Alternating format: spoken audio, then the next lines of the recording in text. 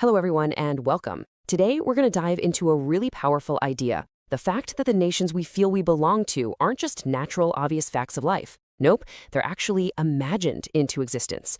We're going to explore exactly how that process works and what it means for the way we see the world around us. So just think about it for a second. What makes you you?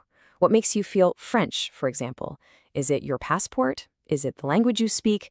Or is it something you can't quite put your finger on? A feeling, an idea, that you share with millions and millions of other people you will never, ever meet.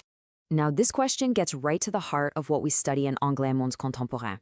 As you can see, we're working within Theme 2, Représentation, and more specifically, our axis of study is Représenter le monde, image et imaginaire. And let me be clear, really getting a grip on these concepts is absolutely essential for building the analytical skills you're going to need for your final exams. Okay, so this is our guiding question. This is the big question that's going to steer us through our entire discussion today. We're going to investigate how these shared ideas, these collective imaginaries, are actually built, how they're made stronger, especially through the stories we're told and the media we consume every single day. So here's our game plan. First, we'll start with the core theory of imagined communities. Then we'll look at the historical engine behind it, something called print capitalism. After that, we'll bring it right into the present day with narratives in the news. And finally, and this is super important for your studies, we'll go over exactly how to structure your analysis for the baccalaureate. Right, let's kick things off with the main idea, which comes from a historian and political scientist named Benedict Anderson. Honestly, his work completely turned our understanding of nationalism on its head. So Anderson's big argument is this: a nation is not some ancient, natural thing that has always existed. It's a modern invention. He calls it an imagined community. Now, he says imagined not because it isn't real. Oh, its consequences are very, very real. But because even in the smallest nation, you will never know most of the other members. You'll never meet them, you won't even hear of them.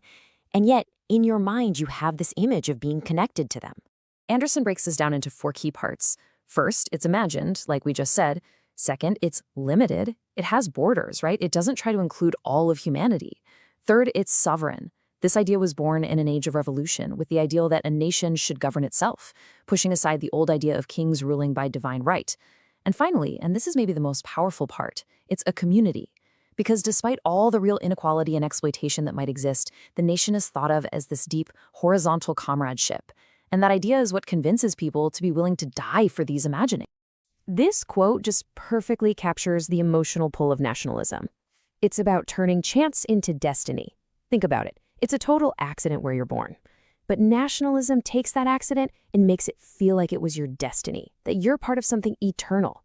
That's the rhetorical magic trick. It makes something that was historically created by people feel like it's a natural, timeless truth. Okay, so if nations are imagined, how on earth did millions of people all start imagining the same community at roughly the same time? Well, that brings us to the historical mechanism that Anderson points to, the rise of what he calls print capitalism. Before print, your sense of community was mostly local, tied to your village or lord, or it was religious and vertical, connecting you up to God through a sacred language like Latin. But the printing press, and crucially its use for profit, changed everything. Suddenly, people reading a newspaper in Paris knew they were reading the same stories at the very same time as people in Lyon or Marseille. This created a whole new kind of consciousness, a horizontal awareness of moving through time together as one unified group, all speaking and reading the same national language. I love this description from Anderson. He calls reading the morning newspaper a mass ceremony. It's a perfect image, isn't it? It's this quiet, private little ritual you do on your own. But you have this deep awareness that millions of others are performing the exact same ceremony at the exact same time. This simple daily act reinforces that imagined community, creating this steady, powerful, and anonymous sense of belonging. It's basically a modern secular substitute for the old collective ritual of morning prayer. Now, this whole mechanism of creating a community through shared stories didn't just stop with 19th century newspapers. Oh no. You could argue it's more powerful today than it has ever been in our 21st century media world. Okay, let's use this slide as our key document for analysis. Look very closely at the language used to describe the exact same event. The official U.S. military report uses the neutral term Iraqis, but look at the New York Times, which is writing for an American imagined community.